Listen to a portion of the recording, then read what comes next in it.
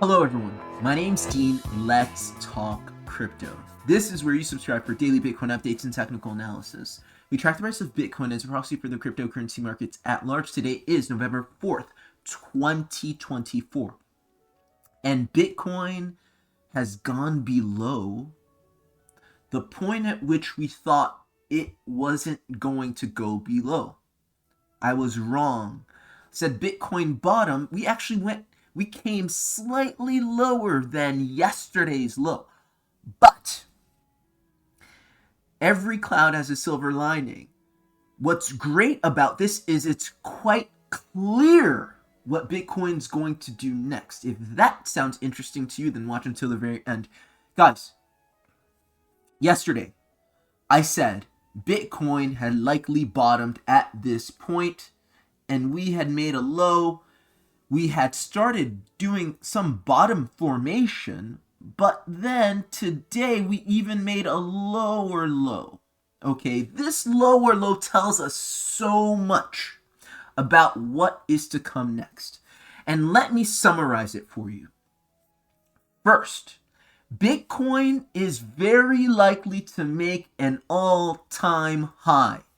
In this move that you see right now, this green candle, this solitary hourly green candle is likely to go up to about 75 to 77K and make an all-time high. Next, what comes after will shock and surprise many, because Bitcoin is more likely than not going to come all the way back to 68,000. Okay, 68, 69,000 thereabouts. I'm going to show you all why that is. Okay, and this is based off of very straightforward, simple principles that we learn in Elliott wave analysis. Okay, first and foremost, one has to pay attention to the degree of retracement here. Whoops. Here. This is significant. Yesterday, when I said Bitcoin made a bottom, I was measuring the fact that based off of this, or in relationship to this advance, in relationship to this uptrend, Bitcoin retraced a bit. Okay, it retraced a legal amount. It gave you your 618 run-of-the-mill phi ratio golden pocket retracement. Okay, but what we did today exceeded that quite clearly. Okay, and what you can do very easily is to take a Fibonacci retracement from the top, or from the bottom rather, to the top of this move. And what you can see quite clearly is that Bitcoin came and completely cleared this 618 phi ratio and came all the way down to the 786. Okay, this is clear and conclusive. This tells me all I need to know. Basically, this tells me that the relationship of this to this is corrective. That's it. The relationship between this uptrend and this retracement is corrective. If I'm telling you that as an analyst that is familiar with Elliott wave analysis, you can say, oh, then it's part and parcel of this intrawave correction, Dean, right? Wrong. It can't be. Why? Because if this indeed was a contiguous flat correction, this would respect the 1618 of this. So if you took the inverse retracement, if you took the inverse Fibonacci of this move would come in between. It would not exceed the 1618. Given that it exceeded the 1618, that cannot be on the table. That is null and void. That is not a viable thesis to explain all of this. The only way to explain all of this is in the following manner. What you saw was a tried and true impulse. It was a 5-wave move. It was an advance that you can see on the higher time frame took you up and out of this descending broadening wedge. It makes sense, right? You have this descending broadening wedge for 7 months and you come to the midline, you come here, and you pop out of it with an impulse, with a 5-wave move, with a strong, clean and clear, impulsive move. 5 waves up, right? And then you hit your head and you come back down. So, 2 things. 1, if this indeed is a clean and clear 5-wave move, then you can count it, okay? And by counting it, I mean you can say this is wave 1, 2, 3, 4, 5, something like that, okay? And I think it's incontrovertible. It's quite clear and straightforward that this right here is wave 4 of this impulse, right? Wave 4 is typically, in Elliott wave parlance, a complex flat correction. This, what we saw here, was a complex flat correction, okay? And that complex flat correction not only served to, retest the top of this 7-month descending broadening wedge, but also it is now the top of, it's essentially the place where we're finding support. We wick down below it, retesting the midline. Have you heard that before? Of this channel, right? Right here, retesting the midline of this channel before working our way back up. This is quite clearly a wave 4 correction, and this then is an initial break of structure. What do we call an initial break of structure in Elliott wave parlance? That's an A wave. That means that subsequent to this, you're likely to get 2 other waves, one going in the opposite direction. So this all came down. You're likely to get a wave that goes up and then a wave that comes down. And I'm going to show you on the chart why this makes so much sense. Look at the base of this purported B wave, because right now the chart is giving us information. The more candles printed, the more information that we have. Look at this. So this is quite now, like this is clear as day now that we have more information. Why did this come like this? It's because this is a 3-wave move. That's why we did A, B, C. A, B, C. A, B, C. All right. So basically this is 3 waves. This is 3 waves. This is going to be consolidation, distribution, 5 waves. Okay. So this is what I'm seeing, a 3-3-5 flat correction, and the retracement. So I'm going to say 2 things. 1, where's Bitcoin likely to go?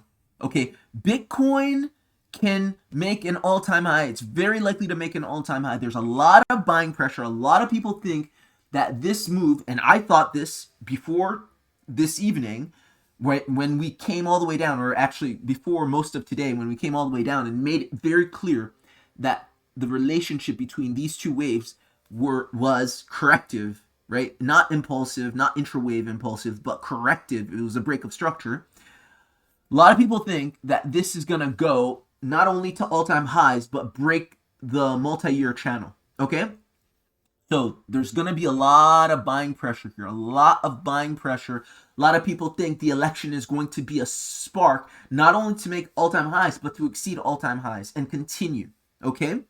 So given that there's going to be a lot of buying pressure, I'm expecting a running flat correction. In Elliott wave theory, a running flat correction is in the context, in the environment where there's a lot of buying pressure. your B wave comes higher than your wave 5 top.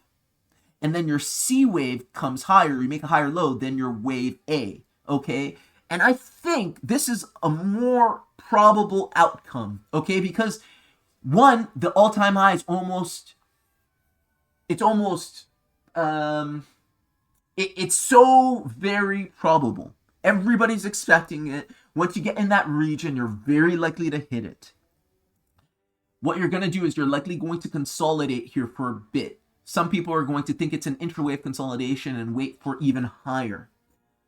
Those of us that are more savvy are going to take profit because we're going to expect a drawdown. This drawdown can either come down and find support here or here. I think it's the former. I think the drawdown finds support on this ever so important halfway mark, or this midline, the heart line of this multi-year channel. I think we're done retesting the 7-month descending broadening wedge, although it can come down here. But if we do make an all-time high and B comes and makes that 75 to 77 high, and let me show you, technically speaking, the highest Bitcoin can go in this move by this on this chart, just calculating for this purported wave A. So if this is wave A, the phi ratio cannot be violated. So the highest Bitcoin can go is 77.4. Okay?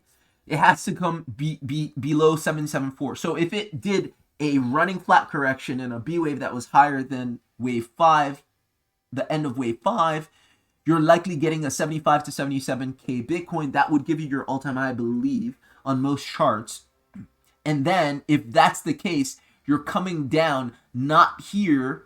That's possible, but not probable. It's likely you're doing that running flat and retesting that midline at around 69.5. Yeah, 69.5, 60, 69. Okay, so that's what I'm seeing with Bitcoin. This is more and more clear. And this is the trouble, and this is the difficulty, and this is the challenge, if you will, with charting and trading. You gotta wait for more information, but there's never all the information. At some point, you just have to make a leap and kind of, given everything you have, infer and act. But here, we have so much information. The way this is based, the way this is in 3 waves, right? This is screaming 3,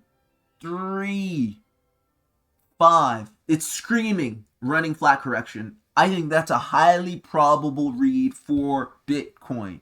Okay, so that move is essentially a 12 to 15% move to our target, okay? Bitcoin all-time high, subsequent to that, complete retracement down to this level. Most people are not going to see this. They're going to say, oh, it's because X and Y or such and such won the election, and so we retrace completely. No, it's not going to be because of that. It's basically written right here. It's programmed.